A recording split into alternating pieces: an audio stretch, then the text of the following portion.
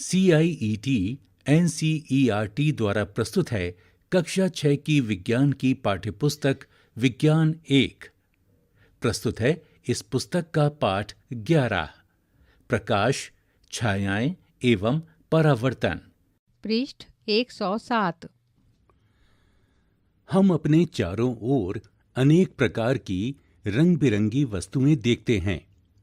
School जाते समय हम अनेक वस्तुएं जैसे कारें, बसें, साइकिलें, वृक्ष, जंतु तथा कभी-कभी कुछ पुष्प देखते हैं। आपके विचार से हम इन वस्तुओं को कैसे देखते हैं? रात्रि के समय जब पूर्ण अंधकार हो, तब इन्हीं स्थानों के बारे में विचार कीजिए। आप क्या देखेंगे? मान लीजिए रात्रि के समय आप पूर्णतः अंधेरे कमरे में जाते हैं। क्या आप कमरे में रखी हुई किसी भी वस्तु को देख पाते हैं?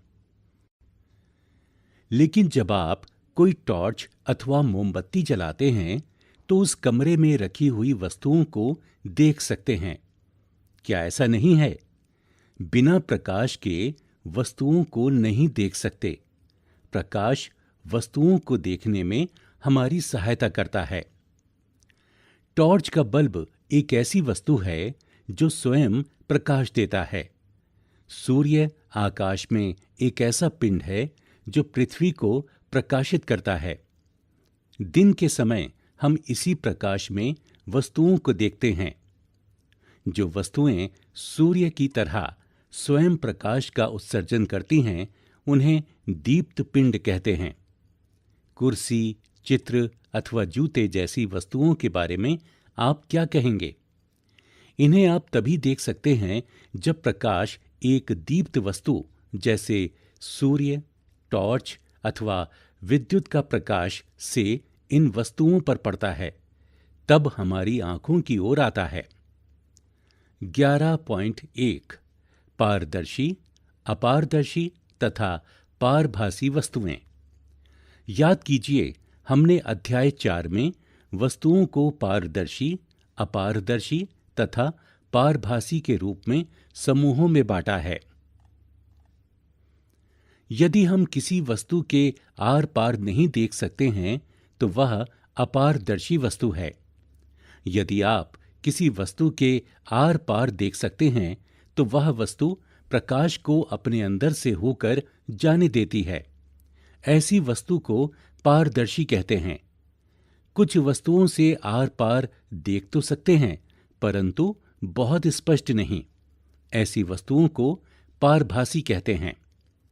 क्रियाकलाप 1। अपने चारों ओर देखिए और दैनिक जीवन की जितनी अधिक से अधिक वस्तुएं एकत्र कर सकते हैं कीजिए, जैसे रबड़, plastic scale, pen, pencil, notebook, कागज की शीट, अनुरेखण कागज अथवा कपड़े का टुकड़ा। इन सभी वस्तुओं के आर पार किसी दूर रखी हुई वस्तु को देखने का प्रयास कीजिए, जैसा कि चित्र 11.1 में दर्शाया गया है। क्या दूर रखी वस्तु से आने वाला प्रकाश इन वस्तुओं के आर पार चलकर आपकी आंखों तक पहुंच पाता है? चित्र 11.1। वस्तुओं का यह देखने के लिए प्रेक्षण करना कि वे प्रकाश को अपने में से जाने देती हैं अथवा नहीं। इस चित्र में एक बच्चे को पारभासी वस्तु के आर पार देखते हुए दर्शाया गया है। पृष्ठ 108। सारणी 11.1। इस सारणी में 3 कॉलम दिए गए हैं। पहले कॉलम में वस्तु या पदार्थ बताए गए हैं। दूसरे कॉलम में वस्तु के पार देखना संभव है, पूर्णतः आंशिक या बिल्कुल नहीं, टिप्पणी करनी है। तीसरे कॉलम में अपारदर्शी या पारदर्शी या पारभासी वस्तु के बारे में बताना है। पहले कॉलम में पेंसिल, रबड़ की गेंद, लिखने के कागज की शीट। दूसरे कॉलम में पूर्ण विश्वास नहीं। तीसरे कॉलम में रिक्त स्थान है। अपने प्रेक्षणों को सारणी 11.1 के अनुसार लिखिए। हम देखते हैं कि किसी वस्तु अथवा पदार्थ का अपारदर्शी, पारदर्शी अथवा पारभासी होना इस पर निर्भर करता है कि वह वस्तु अपने अंदर से होकर प्रकाश को पूर्णतः आंशिक रूप से अथवा बिल्कुल नहीं गुजरने देती। 11.2 छायाएं वास्तव में क्या होती हैं? क्रियाकलाप 2। अब प्रत्येक अपारदर्शी वस्तु को धूप में जमीन से कुछ ऊंचाई पर एक एक करके पकड़िए। धरती पर आप क्या देखते हैं? आप जानते हैं कि धरती पर बने ये गहरे काले धब्बे वस्तुओं की छाया के कारण हैं। कभी कभी आप वस्तु की छाया देखकर वस्तु को पहचान सकते हैं। चित्र संख्या 11.2। कभी कभी वस्तु की छाया वस्तु की आकृति के बारे में बताती है। मैदान में कागज की एक शीट बिछाइए। किसी सामान्य जानकार अपारदर्शी वस्तु को किसी ऊंचाई पर हाथ में इस प्रकार पकड़िए कि उसकी छाया जमीन पर बिछी कागज की शीट पर पड़े। जब आप वस्तु को पकड़े हुए हों तो उस समय अपने किसी मित्र से छाया की बाहरी रेखा खींचने के लिए कहिए। इसी प्रकार अन्य वस्तुओं की छायाओं की बाहरी रेखाएं खींचिए। अब अपने कुछ अन्य मित्रों से छायाओं की बाहरी रेखाएं देखकर वस्तुओं को पहचानने के लिए कहिए। वे कितनी वस्तुओं की सही पहचान कर सकते हैं? क्या आप अपनी छाया किसी अंधेरे कमरे में अथवा रात्रि में जब कोई प्रकाश नहीं होता है देखते हैं? क्या आपको उस समय भी कोई छाया दिखाई देती है जब कमरे में प्रकाश स्रोत के अतिरिक्त अन्य कुछ नहीं होता है? ऐसा प्रतीत होता है कि छाया देखने के लिए हमें कोई प्रकाश स्रोत तथा प्रकाश के पथ में कोई अपारदर्शी वस्तु चाहिए। क्या इसके अतिरिक्त कोई अन्य वस्तु भी चाहिए? क्रियाकलाप 3। यह एक ऐसा क्रियाकलाप है जिसे आपको अंधेरे में करना होगा।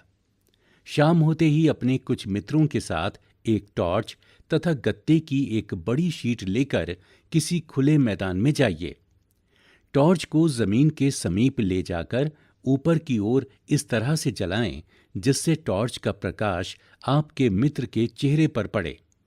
अब आपके पास प्रकाश स्रोत तथा प्रकाश के पथ के अनुदिश एक अपारदर्शी वस्तु यानी आपका मित्र है। यदि आपके मित्र के पीछे पेड़, इमारत अथवा कोई अन्य वस्तु ना हो तो क्या तब भी आपको अपने मित्र के सिर की छाया दिखाई देगी? इसका अर्थ यह नहीं है कि वहां छाया नहीं है। वास्तव में टॉर्च का प्रकाश आपके मित्र के सिर से पार नहीं होता है। पृष्ठ 109। चित्र 11.3। इस चित्र में दिखाया गया है कि एक लड़की हाथ में टॉर्च लेकर टॉर्च के प्रकाश को एक लड़के के चेहरे पर डाल रही है और उसके पीछे एक लड़की कागज की एक शीट लेकर खड़ी है जिस पर उस लड़के का चित्र यानी कि छाया बन रही है। अब किसी अन्य मित्र से कहें कि गत्ते की शीट को आपके मित्र के पीछे पकड़े। क्या आप छाया शीट पर बनती है? चित्र संख्या 11.3। चित्र संख्या 11.4। आपके हाथों में छिपी जंतुओं की छायाएं। इस चित्र में एक बच्चे को अपने हाथों से कुछ आकृतियां बनाते हुए दर्शाया गया है जिसकी छाया सफेद शीट पर पड़ रही है। इस प्रकार छाया केवल पर्दे पर ही दिखाई दे सकती है। जमीन, कमरे की दीवार, इमारतें अथवा इस प्रकार की अन्य सतहें आपको दैनिक जीवन में दिखाई देने वाली अनेक छायाओं के लिए पर्दे की तरह कार्य करती हैं। छायाओं से हमें वस्तुओं की आकृतियों के बारे में कुछ जानकारी प्राप्त होती है। कभी कभी तो छाया हम सभी को वस्तु की आकृति के बारे में भ्रमित भी कर सकती है। चित्र संख्या 11.4 में कुछ छायाएं दिखाई गई हैं जिन्हें हम अपने हाथों से बनाकर विविध जानवरों की छाया होने का भ्रम उत्पन्न कर सकते हैं। तो है ना ये मजेदार बात।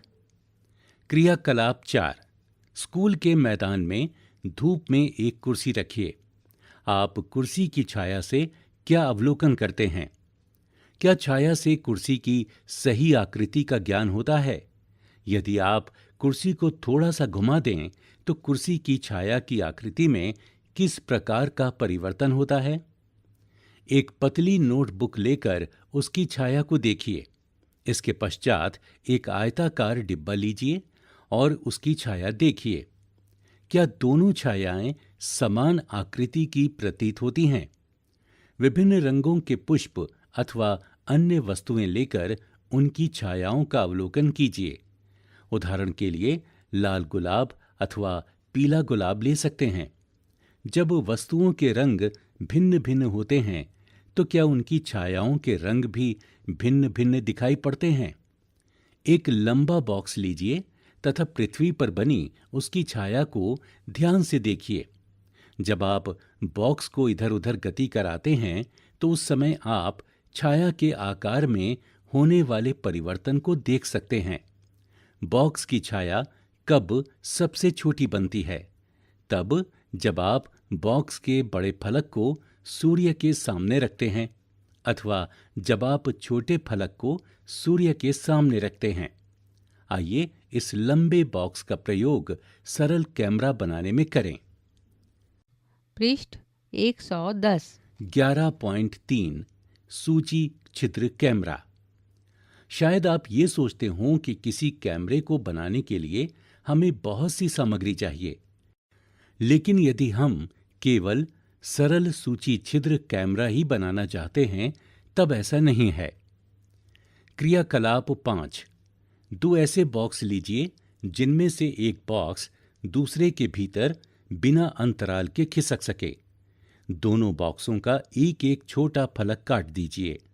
बड़ा बॉक्स लेकर इसके दूसरे छोटे फलक के बीचों बीच एक छोटा छिद्र बनाइए, जैसा कि चित्र संख्या 11.5 ए में दर्शाया गया है।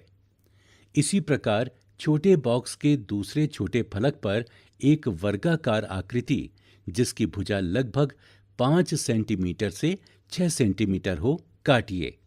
इस कटे भाग पर ट्रेसिंग पेपर यानी पारभासी पर्दा चिपकाकर ढक दीजिए, जैसा कि चित्र संख्या 11.5 बी में दर्शाया गया है। छोटे बॉक्स को बड़े बॉक्स में इस प्रकार खिसकाइए कि छोटे बॉक्स का पारभासी ट्रेसिंग पेपर वाला पर्दा बड़े बॉक्स के भीतर हो, जैसा कि चित्र संख्या 11.5 सी में दर्शाया गया है। आपका सूची छिद्र कैमरा उपयोग के लिए तैयार है। सूची छिद्र कैमरा लेकर छोटे बॉक्स के खुले हुए सिरे से देखें। अपने सिर तथा सूची छिद्र कैमरे को काले रंग के कपड़े से ढक लीजिए। अब सूची छिद्र कैमरे से दूर की वस्तुएं जैसे पेड़ अथवा इमारतों को देखने का प्रयत्न करें। सुनिश्चित करें कि जिस वस्तु को आप सूची छिद्र कैमरे से देखना चाहते हैं वह सूर्य की तेज धूप में रखी हो। अब छोटे बॉक्स को सूची छिद्र बने बड़े बॉक्स में आगे पीछे तब तक खिसकाएं जब तक दूसरे छोर पर लगे हुए ट्रेसिंग पेपर पर तस्वीर न मिले। क्या सूची छिद्र कैमरों के प्रतिबिंब अपनी छायाओं से भिन्न हैं? सूची छिद्र कैमरे से सूर्य के तीव्र प्रकाश में सड़क पर गतिमान वाहनों एवं व्यक्तियों को देखें। क्या कैमरे के द्वारा देखे गए चित्र दूसरी ओर की वस्तुओं के रंगों को दर्शाते हैं? क्या प्रतिबिंब सीधे हैं अथवा उल्टे? आश्चर्य, आश्चर्य! आइए अब अपने सूची छिद्र कैमरे से सूर्य का प्रतिबिंब बनाएं। इसके लिए हमें थोड़ी सी भिन्न व्यवस्था चाहिए। हमें गत्ते की एक बड़ी शीट चाहिए जिसके मध्य में छोटा सा सूची छिद्र हो। गत्ते की शीट को सूर्य की तरफ इस तरह पकड़ें कि उसकी छाया साफ क्षेत्र में बने। क्या आप सूर्य का वृत्ताकार प्रतिबिंब गत्ते की शीट की छाया के मध्य में देखते हैं? अपनी जगह से सूर्य ग्रहण के समय सूर्य का सूची छिद्र प्रतिबिंब देखें। सूर्य ग्रहण से पहले सूची छिद्र तथा पर्दे को इस तरह सुव्यवस्थित करें कि सूर्य का प्रतिबिंब पर्दे पर साफ बने। पृष्ठ 111। सूर्य ग्रहण आरंभ होने पर सूर्य का प्रतिबिंब देखें।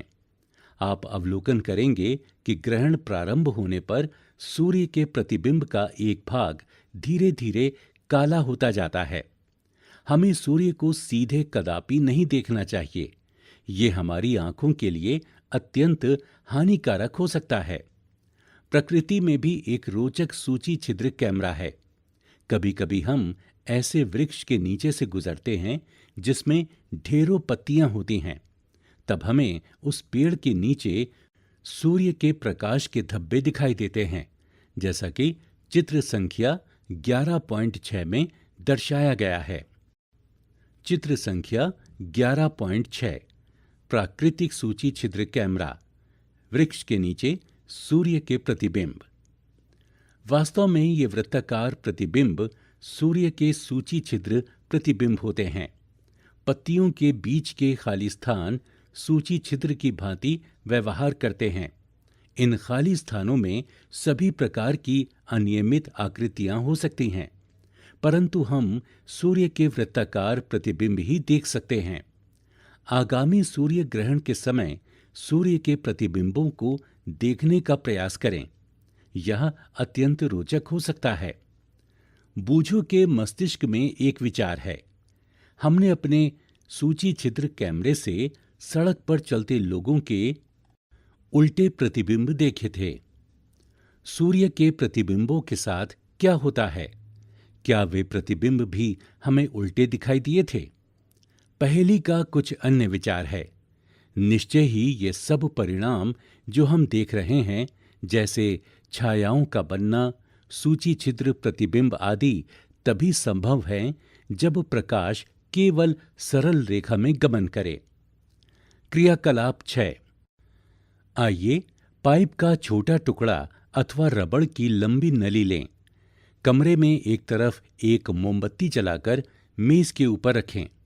अब कमरे में दूसरी तरफ खड़े होकर पाइप से मोमबत्ती को देखें, जैसा कि चित्र संख्या 11.7 ए में दर्शाया गया है। क्या मोमबत्ती दिखाई देती है?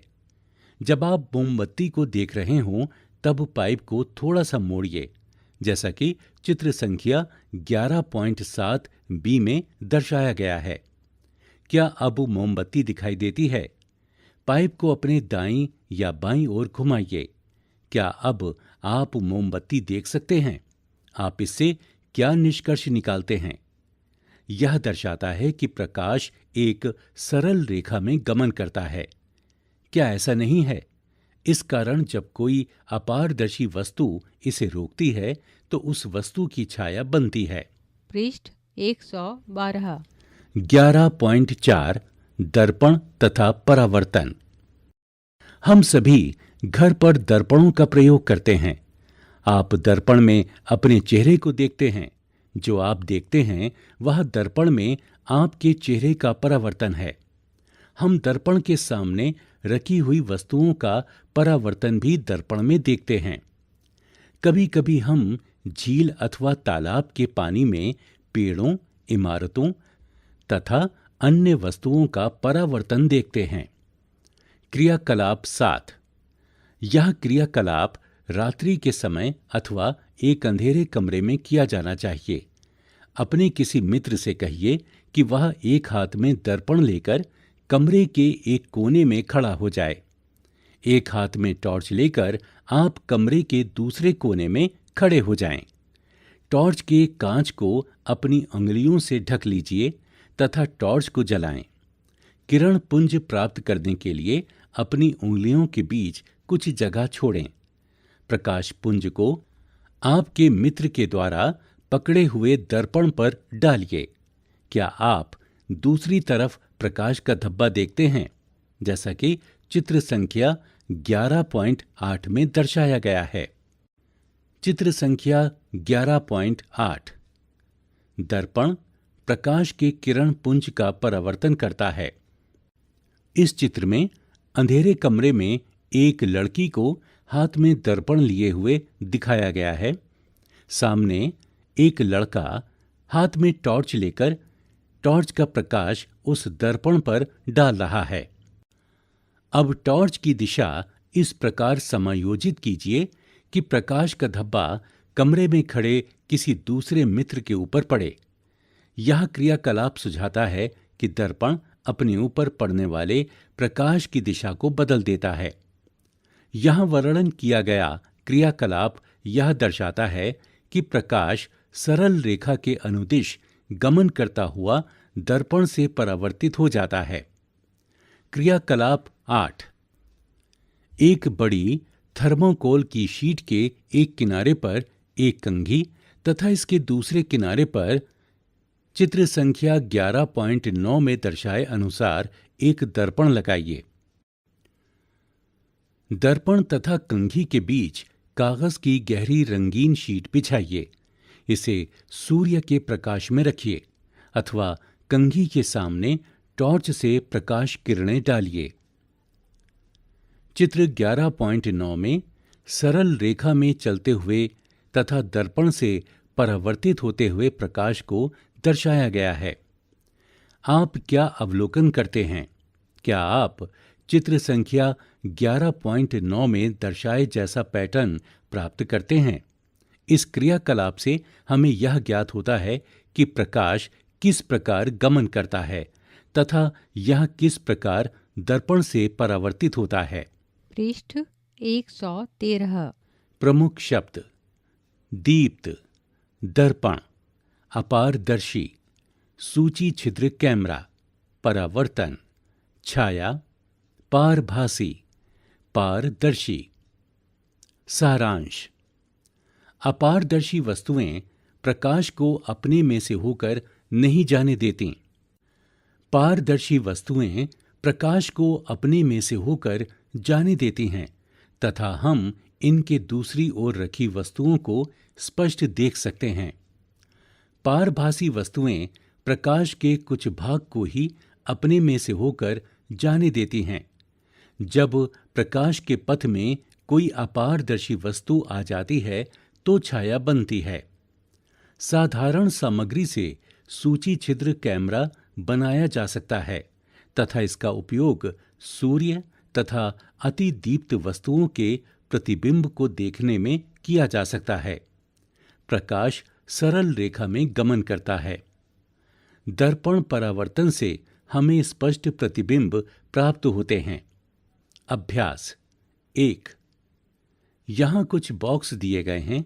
बॉक्सों के अक्षरों को पुनर्व्यवस्थित करके एक ऐसा वाक्य बनाइए जिससे हमें अपारदर्शी वस्तुओं के बारे में जानकारी मिलने में सहायता हो सके।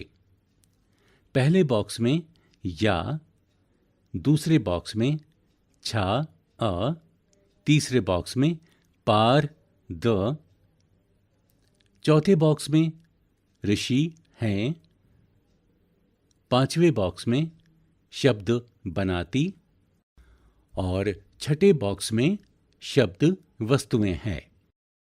पृष्ठ 114। 2।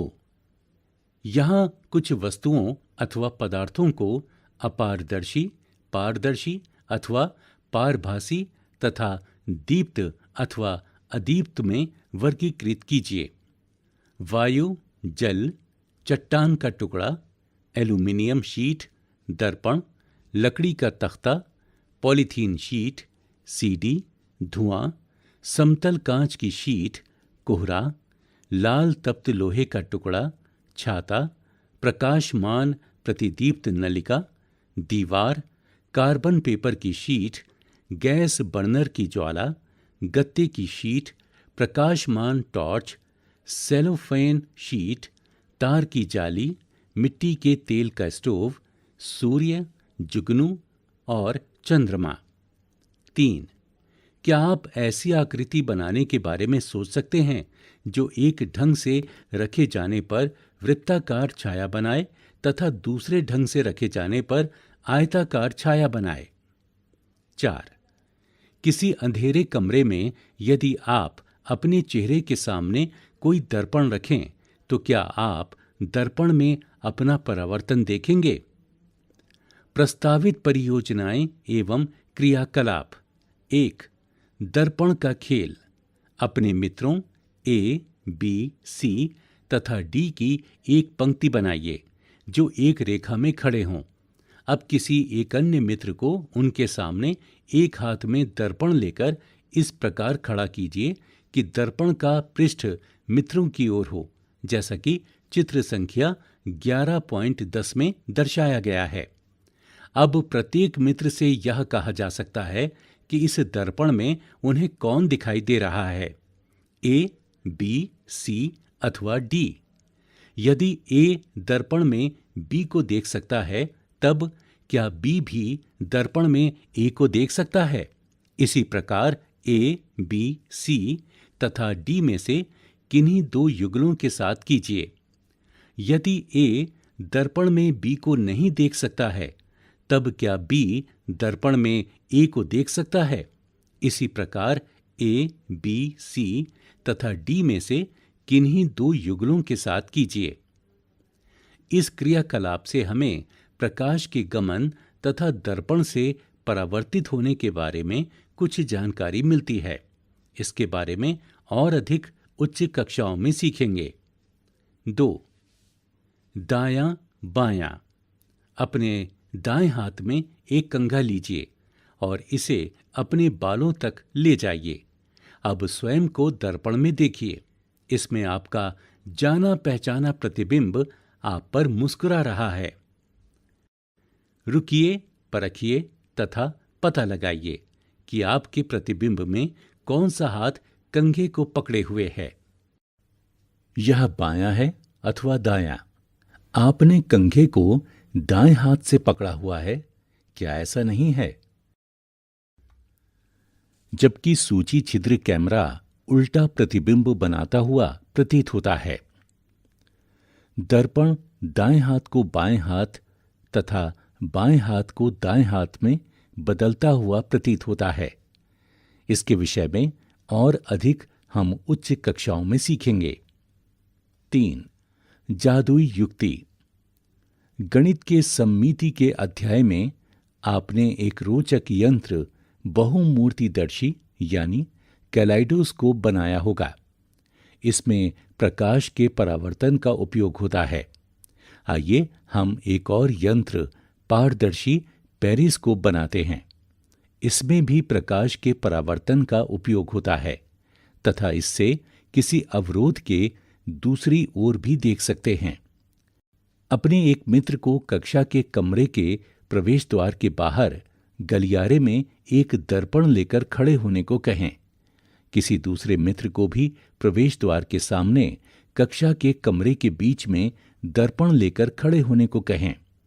अब अपने मित्रों से उनके दर्पणों को इस प्रकार समायोजित करने को कहें कि कमरे के अंदर खड़े हुए आप गलियारे की दूसरी ओर की वस्तु को देख पाएं। चित्र 11.12 में दर्शाए अनुसार Z की आकृति के बॉक्स में दो दर्पण लगाकर आप एक सरल पारदर्शी यानी पेरिस्कोप बना सकते हैं। विचारणीय बातें। 1. अपारदर्शी वस्तुएं छायाएं बनाती हैं, क्या ऐसा नहीं है? अब यदि हम कोई पारदर्शी वस्तु धूप में लेकर खड़े हो जाएं, तो क्या हमें धरती पर उसकी छाया दिखाई देगी, जिससे हमें यह संकेत मिले कि हम हाथ में कुछ पकड़े हुए हैं? 2. हमने देखा कि अपारदर्शी वस्तुओं के रंगों को बदलने से उनकी छायाओं के रंग में कोई परिवर्तन नहीं होता है। जब हम विभिन्न रंगों के प्रकाश को अपारदर्शी वस्तुओं पर डालते हैं, तब क्या होता है? आप ऐसा टॉर्च के पृष्ठ को पारदर्शी रंगीन कागज से ढककर कर सकते हैं। क्या आपने कभी सूर्यास्त के समय सायंकालीन छायाओं के रंग देखे हैं? पढ़ने योग्य बातें। रुडयार्ड किपलिंग्स की रचना जस्ट सो स्टोरी विशेषता कहानी how the leopard got its spots में उन्होंने धारीदार, चित्तीदार, दाग धब्बे वाली परछाइयों का वर्णन किया है। यहाँ उस कहानी से एक उद्धरण है जिसमें बहुत सी परछाइयां बताई गई हैं। कभी बहुत दिनों के बाद उन्होंने एक बड़े ऊंचे खोतरों से पूर्ण लंबे वृक्ष के जंगल में धारियां, चित्ते, धब्बे तथा बिंदु, आड़ी तिरछी रेखाएं, फलकनुमा और गैर फलकनुमा जैसी परछाइयां देखीं। सशक्तता से कहें तथा देखें कि जंगल अवश्य इतने छायाकारी होते हैं। लेपर्ड ने कहा, यह क्या है, इतना अधिक अंधेरा, तब भी प्रकाश के पुंज। इसी के साथ 16 पाठों की इस पुस्तक का 11वां पाठ यहां समाप्त हुआ।